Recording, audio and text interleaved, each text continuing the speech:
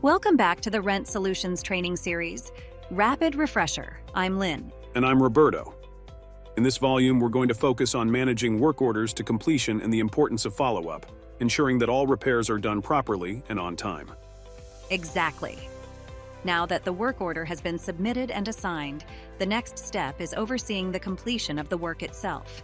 This is a critical part of maintaining a well-run property and ensuring tenant satisfaction. 1. Overseeing vendor performance. Let's start with managing vendors or maintenance teams. Once a work order is assigned, it's important to keep track of the vendor's progress. Make sure they know the scope of the work, and don't hesitate to clarify details. It's also important to ensure they have all the necessary tools, materials, and access to complete the job in a timely manner. But you also need to monitor their performance. This isn't just about checking a box. Was the job done correctly? Did they follow your instructions and complete it to the expected standard? You should always be prepared to step in if a vendor misses deadlines or the work isn't up to par. Establishing a system for real-time updates and communicating regularly can help prevent issues from escalating. 2. Ensuring quality control. Now, let's talk about quality control. As a property manager or leasing agent, it's your responsibility to inspect the work once it's been completed. You'll want to check everything, whether it's a small repair or a major project. Ensuring that the work meets safety standards and is done correctly is essential. Walk through the property and inspect the completed repairs. This could involve testing equipment, checking appliances, and making sure the problem has been properly addressed. And if there's an issue with the quality of work, don't wait. Flag it immediately.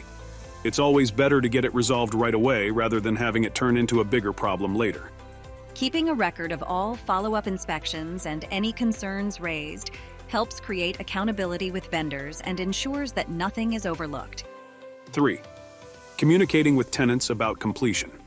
After the work has been completed, it's important to keep the tenants informed.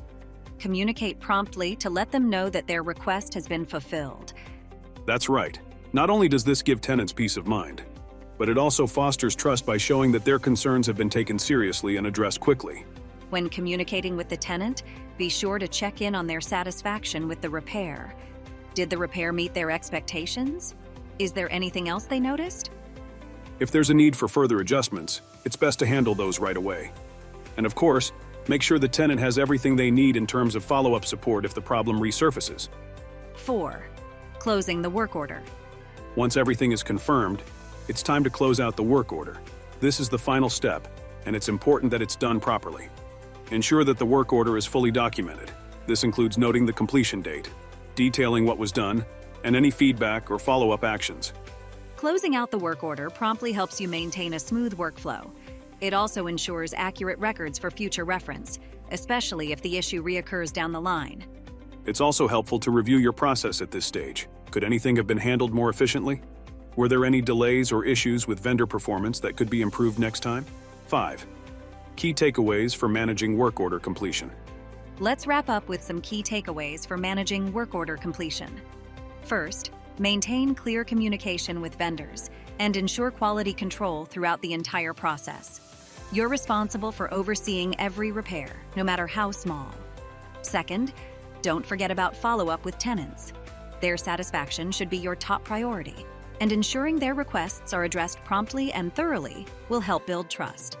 And finally, closing the work order properly keeps your records accurate and allows you to assess the effectiveness of your process for future improvements. Conclusion and transition to Volume 5. That's it for Volume 4.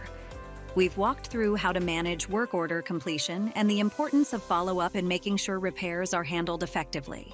In Volume 5, we'll move into tracking ongoing maintenance trends and how to handle recurring issues efficiently. Thanks for sticking with us through this journey, and we'll see you in the next session. See you next time.